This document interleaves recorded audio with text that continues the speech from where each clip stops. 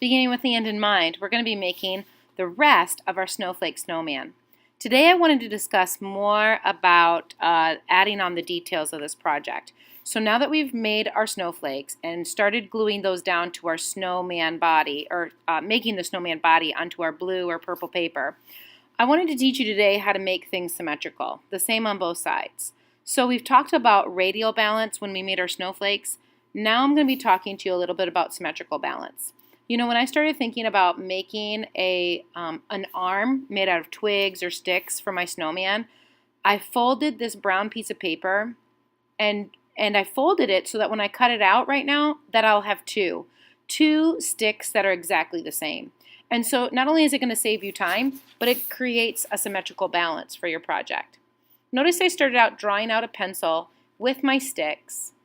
Then, when it was done, I went ahead and I took a pair of scissors and cut that out.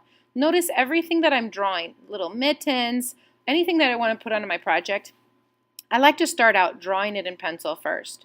So again, beginning with the end in mind, I started folding the paper in half to give me two symmetrical sticks and two symmetrical mittens that I can use for my snowman's body. The other thing that I want to encourage you to do today is, now that you've got your drawings made and you've cut out, put a little design or decoration onto your project. It only takes a minute, but makes a huge impact on the way that your project looks. So I'm going to go ahead and set those aside, because now I wanted to go ahead and use the blue paper and show you how to make a symmetrical hat. Again, I folded it in half, and I'm thinking about drawing only half of it on the fold line. See that? Half of it is here, and I want the other half to go to the other side of the paper. So now that I've drawn that, you can even show it to Mrs. Fox, and if you're not quite sure how to make this hat, go ahead and show it to me. I'll go ahead and check it for you, so when you open it up, you have a hat that is the same on both sides. So the only difference from making my mittens compared to making my hat is that the mittens did not have to be drawn onto the fold line. Whereas the hat, I only need one hat. So I'm going to draw half of the hat onto the fold line. I'm going to make a little flower for my top hat. I thought that might be kind of fun, a little decoration onto my project. So I just went ahead and I used some scraps from my mittens to use as a little decoration for my project. So rather than just drawing out a shape and cutting it out, I want you to start thinking about, how can I embellish this, or how can I make it a little bit more decorative or interesting for people to look at for my Snowflake Snowman. I'm constantly using some oil pastels for a little bit of decoration, as well as using different pieces of construction paper to add some designs and ideas to making this Snowflake Snowman look unique, look creative.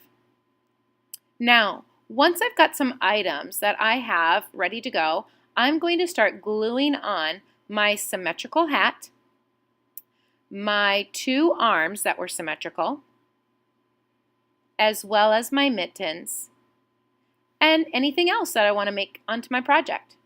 I'm going to show you a few more ideas here today, and again, think about these as just ideas.